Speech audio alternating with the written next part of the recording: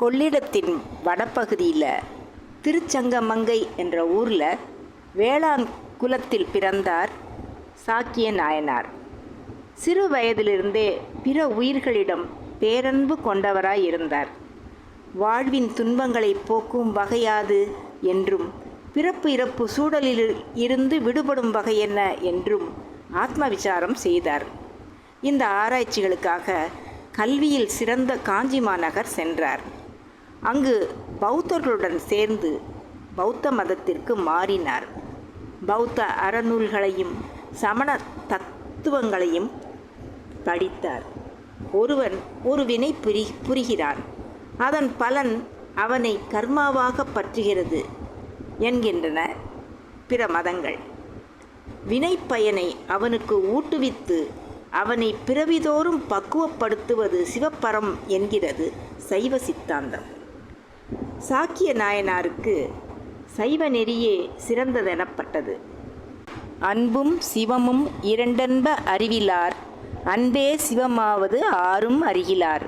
அன்பே சிவமாவது ஆறும் அறிந்தபின் அன்பே சிவமாக அமர்ந்திருந்தாரே என்று திருமூலர் விளக்கும் அன்புமயமான சிவத்தத்துவம் அவரது அன்புமயமான இதயத்தை கவர்ந்ததில் ஆச்சரியமே இல்லை.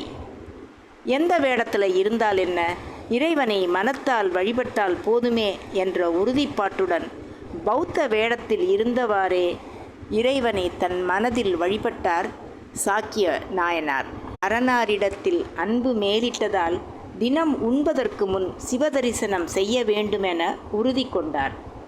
ஒரு நாள் வெட்ட வெளியில் ஒரு சிவலிங்கத்தை பார்த்தார். மனமுருகி வழிபட்டவர் அக்கம் பக்கத்தில் வேறும் ஏதும் கிடைக்காததால் கீழே கிடந்த ஒரு கல்லை எடுத்து சிவலிங்கத்தின் மேல் அன்புடன் அர்ப்பணிப்புடன் எறிந்தார். அண்ணப்ப நாயனார் தனது செருப்பு காலை சிவலிங்கத்தின் கண்மேல் வைத்தபோது இறைவன் அதை இகழ்ந்து ஒதுக்கவில்லை. அவர் மனத்தில் இருந்த அன்பை கண்டு அகமகிழ்ந்தார். அதுபோலவே சாக்கிய நாயனாரும் சுவாமிக்கு ஏதாவது அர்ப்பணிக்க வேண்டுமென்ற அதீத உந்துதலால் கிடைத்த கல்லை விட்டெறிந்த போது இறைவன் அன்போடு அதனை ஏற்றுக்கொண்டார். காமன் சுவாமி மேலே மலரன்பு போட்டான். ஆனால் அவரை வணங்குவதற்காக அல்ல, மயக்குவிக்கும் நோக்கத்துடன் செய்தான். அதனால் நெற்றிக்கண் திறக்க சாம்பலானான். அன்புடன் கொடுப்பது எதுவானாலும் இறைவன் மகிழ்ந்து ஏற்றுக்கொள்கிறான் என்பதற்கு சாக்கிய நாயனார் வரலாறு சாட்சியாக நிற்கிறது.